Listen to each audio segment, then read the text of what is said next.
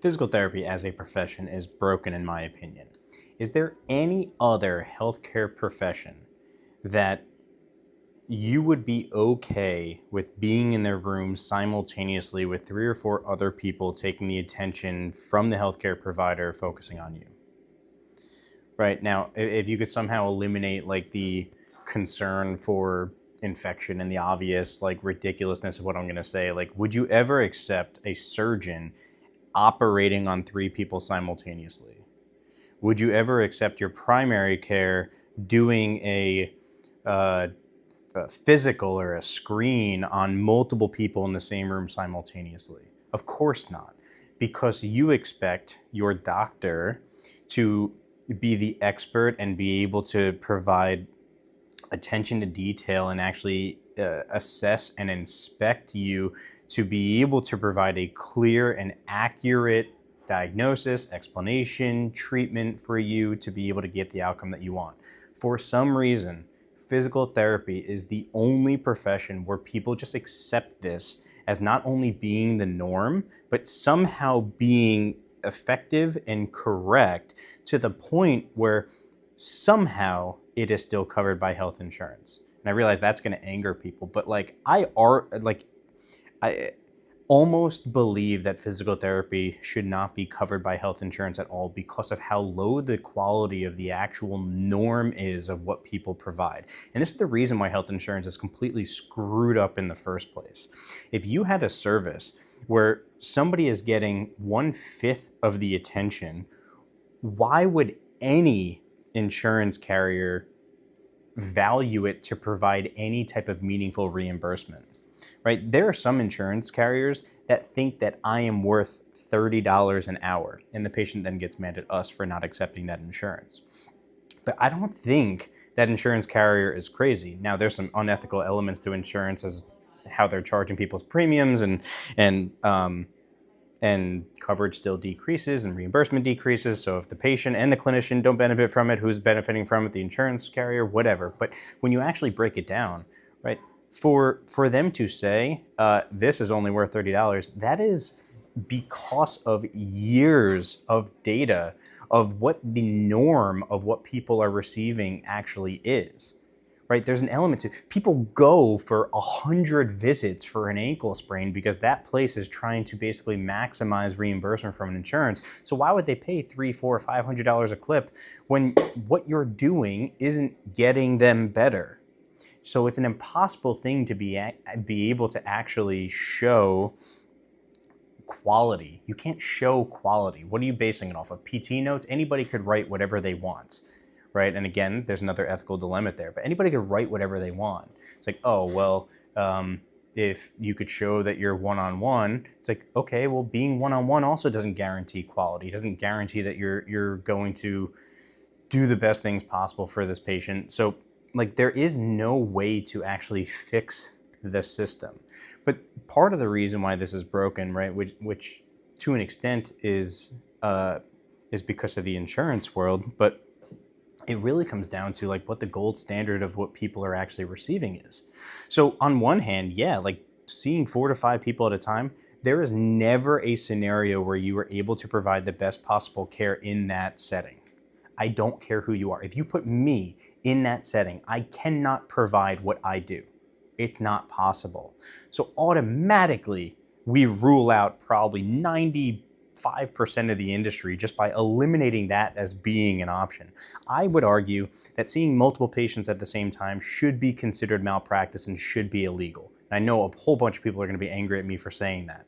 And unfortunately, part of the reason, well, I wouldn't even say part of the reason this is happening, but in my opinion, the reason why that model will never change is because of reimbursement, to the point where you can't keep the lights on based off of the reimbursement rates of some of these insurances if you're only seeing one person an hour. So in order to be able to raise your bottom line, they're funneling in 4 to 6 people at a time so that they can value their hour the same way. The only difference is the patient is the one that gets hurt by getting 1/5 of the actual face time with their clinician. So yeah, there's this constant, back and forth, this cycle that's creating a problem within physical therapy. But what happens is, right, you have basically the gold standard, and then all of a sudden those places end up having their foot in the door with these clinicians. Some of them even employ the clinicians at this point. So then what happens? Well, a clinician wants the ease of a referral. They want to know that if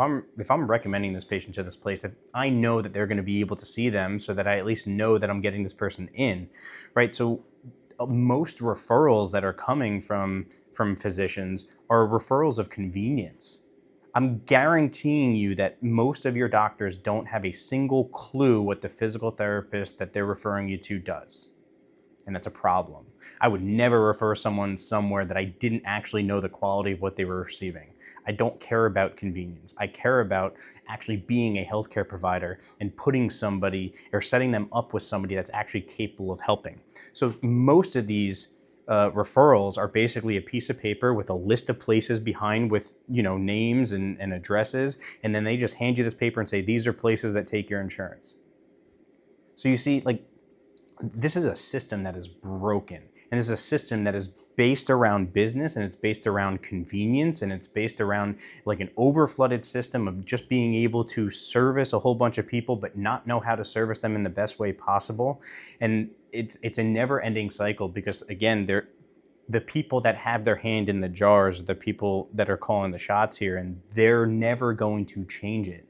You're never going to get a place that is seeing 100 patients per week per therapist decide that they want to see 30, right?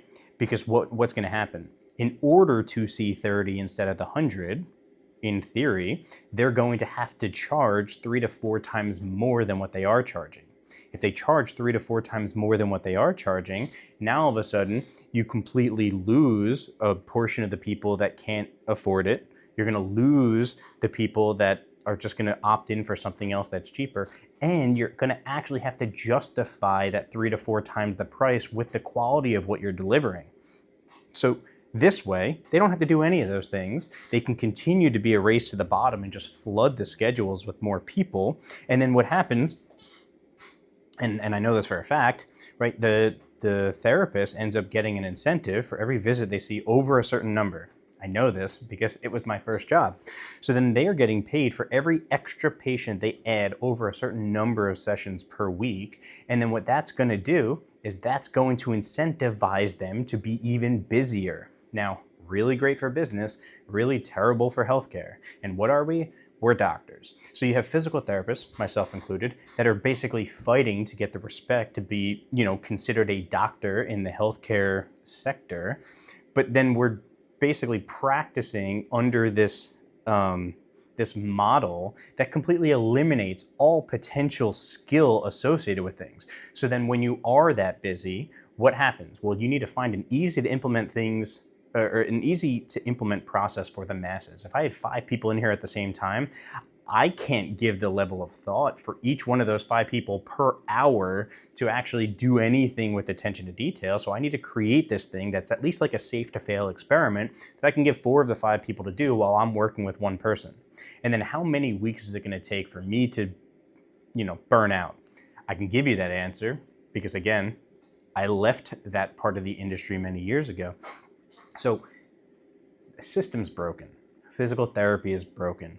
And the reason why I'm so passionate about this isn't because I'm obviously super biased about the way that we practice here, right? I'm very proud about what we do and my therapist here, and we hold ourselves to a high standard. That doesn't mean that other people aren't capable of helping. But the reason why this is so impactful is because a quality physical therapist has the potential to make lasting effect on somebody's life.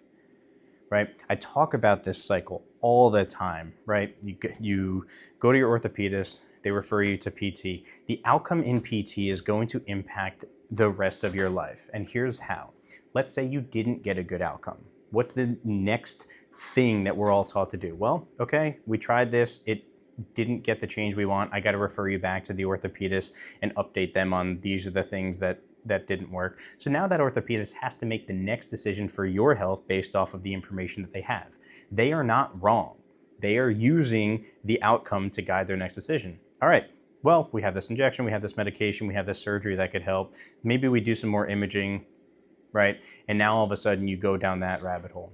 Now, You experience that, you go right back to physical therapy, have the same experience, which again provides some limited results. So now it's like, what else do we need to do in order to be able to help this person?